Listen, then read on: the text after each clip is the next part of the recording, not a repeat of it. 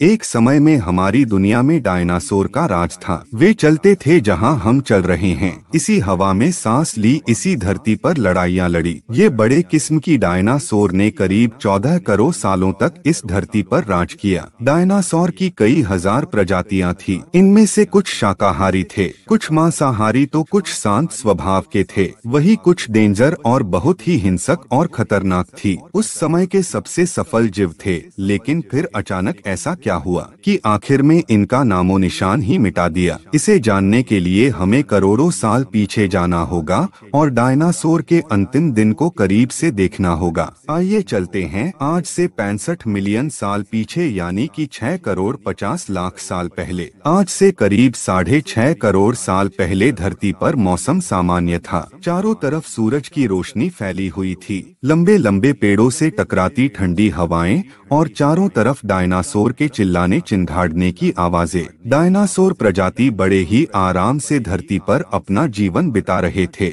लेकिन 10 करोड़ साल पहले ही इनकी किस्मत की कहानी लिखी जा चुकी थी। 10 करोड़ साल पहले एक छोटा एस्ट्रॉयड का टुकड़ा जो सुदूर अंतरिक्ष से आ रहा था, वह पृथ्वी से लगभग 20 करोड़ मील दूर मंगल और बृहस्पति के बीच बने क्षुद्रग्रह वलय में घूम रहे एक बड़े एस्ट्रॉइड से जा टकराता है। इस टकराव से उल्का की दिशा बदल जाती है और वह अपना वलय से निकलकर सीधे पृथ्वी की ओर 22,000 मील प्रति घंटे की रफ्तार से बढ़ने लगता है। उल्का पृथ्वी से 3,84,000 किलोमीटर की दूरी पर था। तब तक शायद डायनासोर का अंत न होता यदि यह पृथ्वी के उपग्रह चांद से टकराता, लेकिन की नियति को कुछ और ही मंजूर था। इसलिए यह बड़ा उल्का पिंड चांद के बहुत करीब से गुजर गया। 40 किलोमीटर प्रति सेकंड के रफ्तार से पृथ्वी के करीब बढ़ता जा रहा था। जब पृथ्वी के वातावरण के संपर्क में आया तो इसकी रफ्तार 71,000 किलोमीटर प्रति घंटा हो गई। पृथ्वी के वायुमंडल में घुसते ही घर्षण से वजह से आग में बदल गया। इतनी रफ्तार से धरती की ओर बढ़ रहा था कि से 4 मिनट में इसने अटलांटिक ओशन को पार कर लिया। इसकी चमक इतनी थी कि टकराने से पहले ही हजारों डायनासोर इस आग के गोले को देखकर पूरी तरह अंधे हो चुके थे। वे उस उल्का को कुछ देख नहीं पा रही थी, लेकिन उसकी भयानक गर्मी को महसूस कर रहे थे। कुछ ही क्षण में यह उल्का पिंड मेक्सिको की खाड़ी के पास से टकराता है और लगभग 35,000 डिग्री सेल्सियस वाला एक भयंकर विस्फोट होता है। इस टकराव का विस्फोट लगभग 10 हाइड्रोजन बम के बराबर था। यह इतना शक्तिशाली था कि इसके टकराते ही धरती की लाखों टन धातु अंतरिक्ष में चली गई। टकराव वाली जगह पर 180 किलोमीटर चौड़ा और 20 किलोमीटर गहरा गड्ढा बन गया। विस्फोट के कारण इस गड्ढे का सारा मैटर और पत्थर आसमान में धूल के बड़े बादल में बदल गए। 16 मिनट 40 सेकंड बाद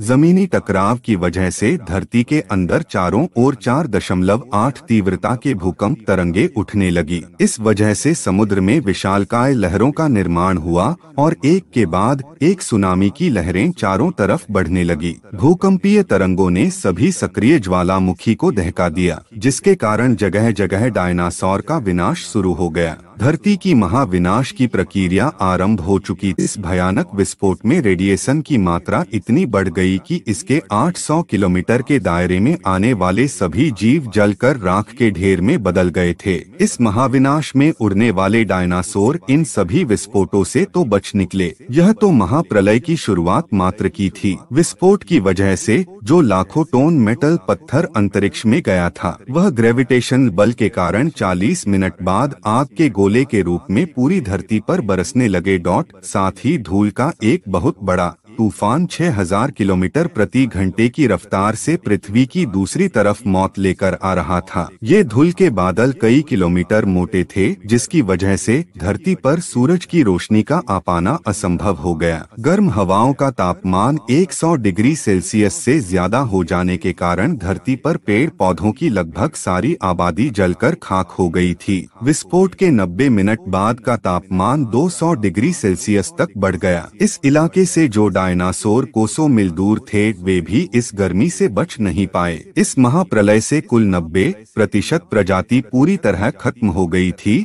और जो 10% धरती पर बच गए थे, उनसे भी सिर्फ वही जिंदा रह पाए जिनका वजन 30 किलोग्राम से कम था। इसका कारण यह था कि इस मामले में लाखों की संख्या में जीव मारे जा चुके थे और पेड़ पौधों की सारी आबादी भी जलकर राख हो चुकी थी, जिसके चलते यहाँ जो बड़े और विशालकाय जीव जीवित बच गए थे उन्हें भरपूर मात्रा में खाना पीना ना मिल सका। लेकिन यह महाप्रलय किसी अन्य जीव के लिए फायदेमंद साबित होने वाला था। धरती पर डायनासोर का अंत एक छोटी प्रजाति के लिए सुनहरा अवसर लेकर आया और वह जाति थी मैमल्स की। मैमल्स एक ऐसी प्रजाति थी जो धरती के अंदर रहना पसंद करती थी। अगर जानकारी अच्छी लगे तो मेरे चैनल को लाइक और सब्सक्राइब करें। जय हिंद, जय भारत।